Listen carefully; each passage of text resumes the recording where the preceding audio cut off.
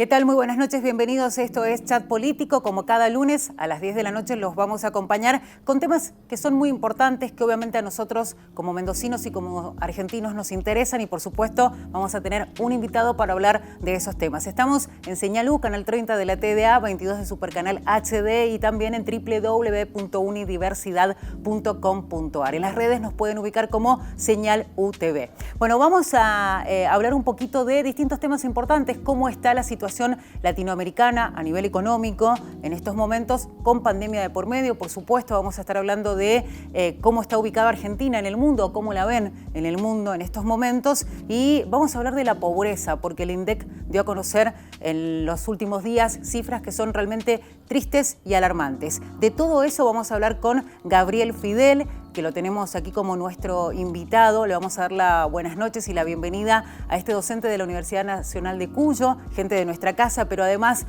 parlamentario de Mercosur, ha ocupado muchos cargos en el gobierno de la provincia a lo largo de los años y también es un referente a la hora de consultar ciertos temas. Gabriel, buenas noches, ¿cómo le va? Hola, ¿qué tal? Buenas noches, ¿cómo están? Muy bien, muchas gracias por aceptar nuestra invitación. Bueno, el objetivo principal es un poco arrancar en esta charla hablando de la situación económica que está viviendo Latinoamérica, ¿no? Más allá del mundo, con esta pandemia que ha afectado y mucho a todos los países. ¿Cuál es su visión de lo que está pasando a nivel regional?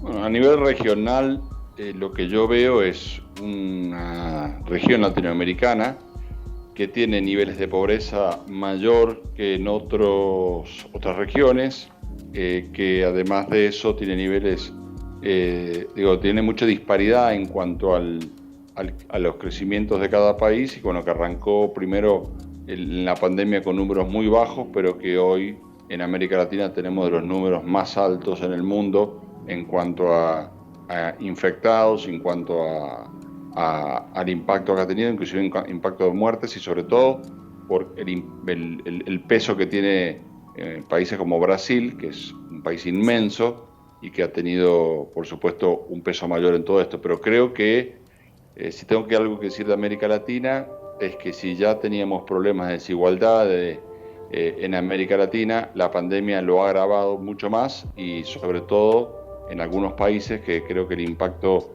va a ser mucho mayor, entre esos países, lamentablemente, nuestro. Y a nivel político, ¿cómo se encuentra la región latinoamericana? Digo esto pensando un poco en cómo la pandemia vino a modificar las agendas. Lo hemos hablado en más de una oportunidad con representantes, obviamente, de la política de la provincia de Mendoza, y esto obviamente no es ajeno a ningún país, incluso a ningún partido político ni a ningún gobierno, ¿no? Sí, bueno, hay varias cosas para rescatar o para destacar en lo que está pasando en América Latina. Por un lado, creo que no estamos pasando por el mejor momento en términos de integración regional. Una cosa que creo que en el programa de ustedes ya lo he hablado en otro momento, que es el hecho que en América Latina y en Sudamérica se confunde a veces la integración regional y se cree que integrarse regionalmente es integrarse con gobiernos amigos. Claro. Y bueno, estamos en un momento donde hay muchas diferencias políticas, sobre todo entre Argentina y Brasil, por ejemplo, y eso ha impactado de alguna manera en la integración, pero creo que también la pandemia y la salida de la pandemia deja en claro que la región tiene que tener un grado de integración mucho mayor.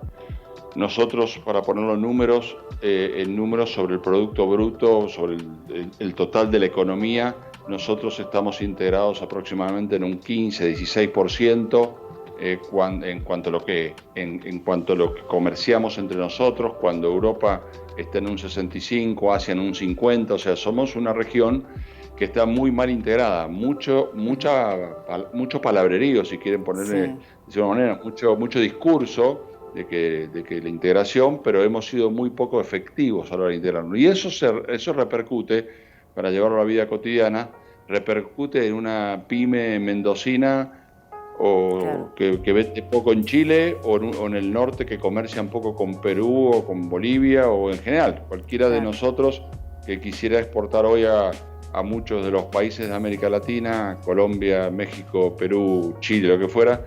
Hay barreras que a veces no son arancelarias, a veces no son arancelarias, pero son fitosanitarias o barreras administrativas. Entonces Si ustedes me dicen, eso es una de las cosas que yo veo como problemática, y lo otro que veo como problemático en América Latina es, algunos países que necesitamos que se normalicen, el caso de Venezuela, que es uno de los grandes problemas de América Latina, una dictadura que sigue reprimiendo a su población, con un reciente informe de Michelle Bachelet, que nosotros respaldamos, no solamente porque es de Naciones Unidas, sino por la trayectoria de Michelle Bachelet, y que denuncia lo que está pasando en Venezuela, un país que necesitamos que se normalice. No necesitamos tampoco, no es un problema estar a favor o en contra, creo que nadie puede estar ya a esta altura respaldar a Maduro, que es un dictador, y donde la gente la pasa muy mal, pero digo, necesitamos normalizar eso. Y después lo de Bolivia también,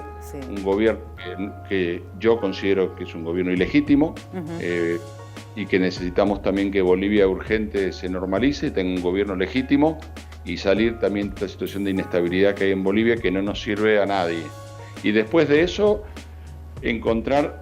tratar de hacer de nuestra región una región más integrada, pacífica, somos latinoamericanos, como digo, que nos integremos culturalmente, que comerciemos más, que haya más empresas que se puedan integrar y buscar juntos terceros mercados, tratar de tener más acuerdos comerciales con más regiones del mundo, tener más inversión y tener una estrategia de desarrollo que sea más inclusiva. Sin duda. Porque evidentemente América Latina es una región que excluye, Argentina, que no era así, cada vez lo es más, y quedan muy pocos países, quizás Uruguay y alguno más, Costa Rica, o sea, no son muchos los países que se han quedado con algún grado de, que no tiene esta brecha tan grande entre ricos y pobres. Entonces, creo que la gran deuda de América Latina, como digo, es integrarse, desarrollarse y dejar de tener estos modelos de exclusión social que son obscenos. Gabriel, me quedé pensando en lo que decía usted con respecto a la integración, ¿no? Pensando un poco en esto que recalcaba que falta, que a veces queda nada más que en simples palabras, pero en lo concreto no sucede. En el caso, obviamente, de lo que hablamos, que es Latinoamérica, está directamente, o uno supone que tiene que ver con la madurez política, digo, porque más allá de las diferencias ideológicas, uno tiene que ir por el mismo camino, digo, se traslada a una integración regional e incluso a cómo podemos actuar nosotros desde un país, ya sea desde la oposición, y también aunar fuerzas con un gobierno, aunque sean con ideologías diferentes, para poder hablar del desarrollo en serio, ¿no? Sí, usted lo dijo muy bien, la palabra es madurez política. Nosotros tenemos que buscar, digamos, un centro en común, democracias estables, instituciones estables. Y cuando yo hablo de estabilidad no hablo solamente de lo económico, hablo de lo social y de lo ambiental también. Sí. Una agenda de desarrollo tiene que incluir el desarrollo económico, que podamos tener un empleo digno, que nos deje llegar a fin de mes, que nos deje desarrollar bien en nuestras familias, que nos permita tener felicidad, digamos. Pero además de eso está la agenda social y la ambiental, que también son importantes, ¿no? Entonces, y en ese sentido yo creo que cada pueblo, cada país tiene la autodeterminación y la libertad para elegir el gobierno que le plazca. Si un país quiere tener, un pueblo que tiene un gobierno de derecha o de izquierda, es un tema de autodeterminación de cada pueblo. Y no debe afectar las relaciones entre los países de América Latina. O sea, nosotros necesitamos tener reglas de juego muy estables para que estos esquemas de integración puedan perdurar. Porque vamos por un ejemplo concreto. Si yo soy un ajero de Mendoza, o si yo tengo una fábrica de zapatos, o si yo hago jugo de naranja, y digo, para poner producciones globales al país, o hago carteras, o hago marroquinería, lo que sea, y yo le quiero vender a un consumidor peruano, boliviano, colombiano, o venezolano, o brasileño, a mí como empresario, como pyme, o si yo soy un trabajador de esa empresa, no me importa quién gobierna del otro lado. Lo que yo quiero es poder interactuar. Si yo soy un joven que quiero hacer un semestre de mi carrera o que quiero hacer una experiencia laboral en otro país de la región, a mí no me importa quién gobierna. Yo lo que quiero es conocer jóvenes de mi edad, de otros países, interactuar, hacerme amigos, conocer culturas, crecer. Entonces, a ver si de una vez por todas la política eso lo entiende, de manera tal que podamos convivir en una casa latinoamericana donde todos podamos dejar atrás la violencia, los desentendimientos y aceptar el gobierno que haya en cada país. Me parece que por ahí pasa la cosa, ¿no? Por eso yo siempre insisto que buscar esquemas de integración ocasionales con gobiernos amigos que a mí me gustan no sirve. Lo que sirve son instituciones muy sólidas. Por ejemplo, hay una institución que se llama ALADI, que es la Asociación Latinoamericana de Integración, que existe desde el año 80, que en realidad existe el año 60 porque viene de ALALC, que era la anterior. Y ha funcionado bien. Bueno, hay que ir por el lado de las instituciones que sean más sólidas, no estar creando, como digo, miles de instituciones que creamos, que anulamos, que llego, que no me gusta, que me guste. Para mí esa es la agenda de América Latina. Y para bajarlo a mi vida cotidiana, porque por ahí a veces eso parece que sean cuestiones abstractas, no son cuestiones abstractas, es lo que yo les decía antes. Si yo quiero exportar yo soy un productor de aceite de oliva y quiero exportar a China o a Japón o a Vietnam o a cualquier país de Asia o a Corea, yo me puedo juntar con un productor chileno o uno de Río Grande do Sul, vamos a hacer escala entre todos, a tener una marca común y salir a exportar a terceros mercados. Si yo, por ejemplo, tengo las naranjas y del otro lado tienen la fábrica de jugo, podemos integrarnos y salir a buscar terceros mercados. Si yo soy un proveedor de servicios petroleros, si yo soy una metalmecánica, me puedo enganchar en procesos de producción en cadenas globales de valor. O sea, para mí, con toda sinceridad, falta primero acuerdos políticos y sociales estables para que todos podamos vivir con más felicidad, para que dejemos de pensar que la salida es Ezeiza. Que dejemos de pensar que este país no tiene salida. Este país tiene mucha salida y América tiene mucha salida, pero en este camino, ¿no? En tener instituciones estables, en tener más inclusión y en que la política se dedique a lo que tiene que dedicarse y que la verdad que seamos un lugar atractivo en el mundo para que haya inversiones, para que haya empleo, para que haya crecimiento. Me quedé pensando un poco en lo que hablaba usted de, sin duda tiene que ver con trazar objetivos, empezar a trabajar en eso, y estaba pensando en cuando se habla de ampliar la matriz productiva en la provincia de Mendoza, en digamos, objetivos que ya tiene concretos el gobierno actual, porque de hecho viene hablando de la Agencia de Ciencia y Tecnología, de la Ley de Economía del Conocimiento. Ahora, mi pregunta va por el lado de los mendocinos estamos tan acostumbrados a que nuestra industria madre, la vitivinicultura, ha sido la que ha llevado al desarrollo a la provincia de Mendoza y a convertirla sin duda ser uno de los motores más importantes de lo que es hoy Mendoza. ¿Estamos preparados, digo, el mendocino común para empezar a apostar a esas nuevas industrias? Por supuesto que estamos preparados. Siempre una sociedad tiene igual que seguir. A ver, hoy en el mundo, uno cuando cree que está preparado, tiene que seguir preparándose porque es un mundo muy cambiante.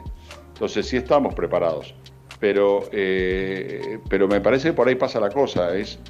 Usted recién mencionaba esta idea de la ciencia, tecnología y de innovación y de la idea de tener una agencia.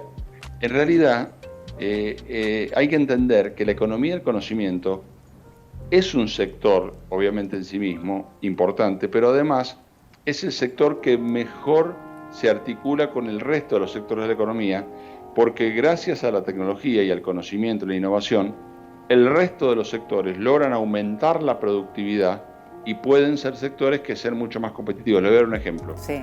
Con tecnología usted saca más tomates por hectárea. Con tecnología usted tiene mejores rendimientos en el viñedo. Con tecnología usted puede mejorar la capacidad de nuestras empresas metalmecánicas o empresas de servicios petroleros y que puedan engancharse y no solamente vender en Mendoza, sino tratar de engancharse en proyectos o como proveedores en otros lugares del mundo. Con tecnología en general y con más conocimiento científico, con más tecnología, con más economía de conocimiento, usted hace que toda la economía en su conjunto sea más productiva. Inclusive actividades que hoy le tenemos miedo porque son contaminantes, con tecnología podemos hacer que no contaminen. Entonces, de hecho hay actividades que en el pasado se desechaban por contaminantes que la tecnología hizo que dejen de ser contaminantes. Entonces, es tan importante para la economía de Mendoza apostar a el conocimiento científico, apostar a la tecnología, a la innovación, buscar que nuestros científicos estén trabajando codo a codo con nuestros sectores productivos, que nuestros jóvenes de las universidades puedan de entrada tener todas esas capacidades que necesitan para encontrar buenos empleos, para que hagan prácticas profesionales que los preparen para el mundo que viene. O sea, yo en eso soy, bueno, ni que hablar del turismo. Uh-huh. El turismo en la post-pandemia va a ser muy tecnológico. O sea, si ya lo era antes, prepárense, porque todo se va a manejar a través de la tecnología, lo que nos ha impactado. Yo antes iba a ustedes al programa a participar en el piso, hoy estoy hablando desde el link de mi casa. Sí, tal cual. Entonces, todos estos cambios se van a profundizar, y yo estoy convencido que, bueno, me parece que el gobernador tiene total claridad sobre esto, lo prometió desde la campaña, pero yo estoy convencido, como muchos mendocinas y mendocinos, que por aquí pasa la cosa, por más interacción, por más innovación, por tratar de vincular más al sistema, como decía, educativo, científico, con la actividad privada, con el Estado. Yo creo que por ahí viene la cosa. Y después, como decía, si nosotros estamos más integrados en la región, que creo que este es uno de los primeros deberes que, si yo fuera el gobierno nacional o el canciller, lo primero que haría sería, primero hay que buscar una mejor inserción en el mundo, porque nosotros somos un país muy golpeado y tenemos que salir, y las exportaciones son claves para generar desarrollo y empleo. Pero además cuando hablo de inserción en el mundo, lo primero que hay que hacer es integrarnos más al vecindario nuestro. Claro. Nuestro vecindario es América Latina. Tenemos que trabajar más en eso, porque esto son cosas concretas. O sea, es mucho más fácil para mí, si soy una pyme, vender en el sur de Chile, vender en Bolivia, vender en Perú, como decía, vender en Brasil o vender en Uruguay, que ir a vender a Asia. Hay que ir a todos lados, pero lo que digo es que si nosotros logramos tener más comercio entre nosotros, me parece que eso también es muy importante. Tiene que ser un mercado interno ampliado. Hay que empezar a ver las cosas así. Y otra cosa, ser más efectivos y rápidos y prácticos en la implementación de las políticas. No estar eternamente gobierno que se pasan, gobierno tras gobierno. Ser rápidos, buscar acuerdos, conseguirlos, hacer las cosas rápido. El futuro es hoy.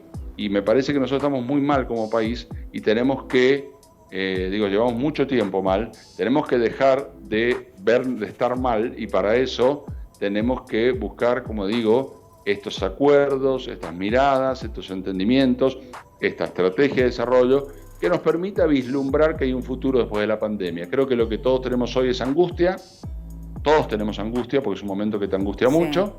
La manera de salir de la angustia es cuando uno ve la lucecita al final del túnel. Eso hay que ponerle, la lucecita al final del túnel. Pero acá, eso sería lo importante. Y esto hace un poco referencia a lo que quiero... dígame. No, el túnel, la lucecita del túnel, es nuestro túnel. Claro, porque recién lo decía usted, que por ahí la sensación esa que nos agobia de angustia, de que tal vez no tenemos futuro, nos hace pensar en el 6, en irnos a otro lado, y de eso quería hablar también con usted, porque se conocían los números de la pobreza, que son alarmantes. 40,9% de nuestra población está en esas condiciones.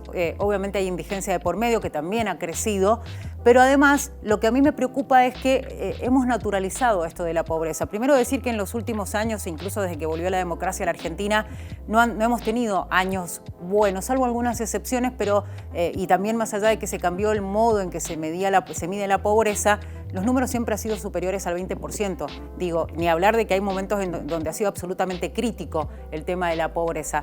Pero también decir que hemos naturalizado tanto este tema que me alarmaba el día que daba a conocer el INDEC los números de la pobreza, porque en los medios locales mendocinos, a las 8 horas de que el tema había sido título, ya no era título, incluso uno lo buscaba en el listado de las portadas y no aparecía.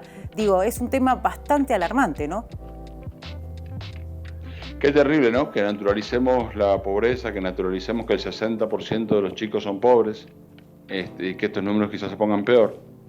Que muchos de esos chicos ya no puedan pensar en la movilidad social ascendente, tal cual, que ya no puedan pensar que estudiando y esforzándose pueden llegar a el día de mañana cambiar la realidad de su familia. Qué duro que sea así. Bueno, me parece que lo que tenemos que hacer es, desde cada ámbito nuestro, no solamente generar conciencia, sino además generar estrategias para que eso se acabe. Solo se sale de la pobreza con desarrollo, y solo se puede, el desarrollo, y como decía yo antes, tiene una dimensión económica, una dimensión social y una ambiental. Nosotros tenemos que buscar la manera de encontrar cuáles son los caminos. Nosotros producimos poco, exportamos muy poco, tenemos que vincularnos más con el mundo, tenemos que buscar más oportunidades, pero también para eso hay que concentrarse y poner foco en un gran acuerdo y en trabajar en las cosas que hay que trabajar, dejar de gastar energías en cosas que a los argentinos no sirven para nada. O sea, estar todo el día peleándonos, sí, con grietas, eso no nos sirve para nada. Discrepar, obviamente, disentir, no todos pensamos igual, pero de ahí a estar como estamos, tampoco sirve. Entonces yo creo que hay que buscar los entendimientos, los encuentros, para que la salida, a ver, la salida es acá. Cuando uno se va a otro país, uno lo que hace es se lleva su problema a otro país, porque es verdad que en los países que les va mejor encontrás más trabajo, pero el desarraigo es muy duro. Yo me acuerdo de mi abuelo, que era inmigrante, él siempre, y hablaba con acento inclusive, mi abuelo siempre me decía, tratá de nunca ser inmigrante, porque es muy duro el desarraigo. Y el desarraigo es muy duro. Entonces, en vez de que la única salida al final es esa, la única salida o la mejor salida es que arreglemos esto. ¿Sí? Nosotros tenemos de todo en nuestro país para estar mejor que como estamos. Pero claro, cuanto más años sigamos postergando la solución, cuanto más se consolide la pobreza estructural, cuanto más gente esté en la indigencia, a esos argentinos y argentinas es muy difícil después sacarlos de la marginalidad. Entonces, por eso hay que tener una estrategia de desarrollo, una estrategia que sea inclusiva, y en la medida que el país vuelva a crecer, estas cosas se van a ir resolviendo. Y me parece que en la medida que esto ocurra, la dirigencia política de cualquier partido se va a prestigiar. O sea, si la gente ve que la cosa cambia y que mejora, usted, no importa de qué partido sea, pero la gente lo va a apreciar. Lo que la gente necesita es ver una dirigencia que se pone de acuerdo en las cosas que hacen falta en el país. Sin duda. La pregunta ahora va por el lado de ¿por qué es tan difícil lograr disminuir los números de la pobreza? Porque digo, cuando muchos están en campaña es uno de los objetivos, ¿no? Cuando tienen ese listado de prioridades hablan de, en algún momento escuchábamos pobreza cero, que la pobreza llegue a un dígito. Digo, es un objetivo muy ambicioso que ellos cuando están en campaña suponen, quiero ser optimista y quiero pensar que realmente suponen que van a lograr bajar esas cifras, pero en el camino se les hace muy engorroso. Evidentemente, digo, hay una falla que tiene que ver tal vez con esto que se habla de lo estructural que es la pobreza en la Argentina, que hace que realmente vayamos para atrás en vez de afrontar la situación y caminar, ¿no? Yo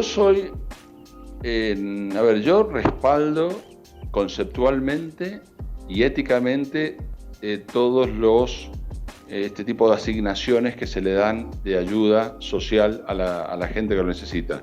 Ya sea el IFE ahora o la asignación universal por hijo, o en general yo creo que son herramientas que ha quedado demostrado que son necesarias. Uh-huh. Ahora, creer que estas herramientas generan igualdad o que generan oportunidades es también autoengañarnos. Uh-huh. Lo único que a una sociedad le permite ir sacando a la gente de la pobreza, y sobre todo a los jóvenes, a los niños de la pobreza, es el desarrollo, es el crecimiento económico, es el empleo, un empleo digno y de calidad. Eso es, que haya inversión. La única manera que una economía crezca es con inversión. Entonces, para que sea verdad esto que queremos sacar a la gente de la pobreza, y para que sea verdad que la Argentina deja de ser un país que cada día tiene más pobreza, la única que nos queda es el desarrollo económico. Y es lo que decíamos antes. Hay que generar condiciones de estabilidad institucional, de entendimiento, de reglas de juego claras, de políticas de largo plazo que no cambian cuando cambia un gobierno, de dejar de creer que el otro siempre la tiene la culpa, porque la verdad que de eso ya también estamos cansados y ya sabemos que es mentira que el otro siempre tiene la culpa. La culpa la tenemos en todo caso todos. No sé si la palabra es culpa, la responsabilidad diría, es más adecuada la palabra. Pero me parece que lo que necesitamos es eso, lo que digo, crecer a tasas razonables, insertarnos en el mundo para poder exportar más, integrarnos más con nuestros países vecinos, generar más empleos, que la gente encuentre, o sea, tener una política, una macroeconomía sana, porque si hay inflación e incertidumbre, no hay crédito y no hay ahorro, y si no hay ahorro no hay crédito, y si no hay crédito la gente no puede invertir, o sea, no es muy difícil, digo, no es que hay recetas mágicas para esto. Hay que tener sensatez y hay que dejarnos de creer que, o sea, la pólvora está inventada. Tal cual. Entonces lo que quiere es hacer las cosas. Ahora, salir de la pobreza solamente con una estrategia de desarrollo, de generación de empleo, de más inversiones, de más exportaciones, no hay otra. Y lo que decía antes, perdón, y esto que yo decía, junto con eso, este tema de la estrategia de unir a la ciencia, la tecnología, la innovación, con el empleo, tener mayores... Estas son las cosas que hacen falta. Le voy a dar un ejemplo. Hay jóvenes de Mendoza que hoy están vendiendo productos de Mendoza al mundo, servicios de Mendoza al mundo. O sea, esto es abrir oportunidades para la gente. En la medida que haya más inversión, hay más búsqueda de empleo, la gente tiene su sueldo, puede llegar bien a fin de mes, y esa es la manera, con inversión, como dije, inversión, exportaciones, crecimiento, generación de empleo, esa es la manera.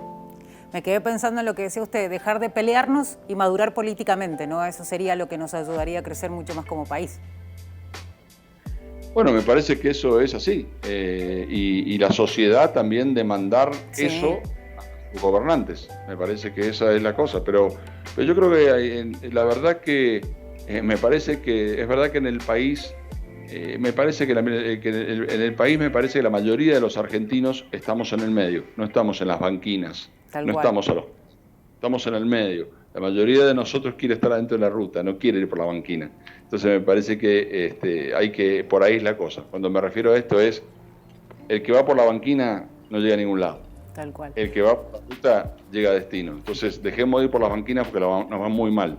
Tratemos de ir todos por la ruta. Sin duda. Bueno, Gabriel, muchísimas gracias por este rato que ha estado con nosotros. Ha sido realmente un placer. Seguramente lo vamos a volver a invitar porque cada vez que lo hacemos, cada vez que charlamos con usted, realmente podemos ahondar en temas que son muy interesantes y sobre todo muy importantes para nosotros. Así es que muchas gracias por darnos esta oportunidad. No, gracias a ustedes. Un placer como siempre. Y siempre recordar que este es el canal de la universidad. Nuestra universidad, la universidad pública, tiene mucho para darle a la sociedad y para ser protagonista en estas cosas de las que estamos hablando. Sin duda. Bueno, muchísimas gracias. Será hasta la próxima. Hasta la próxima.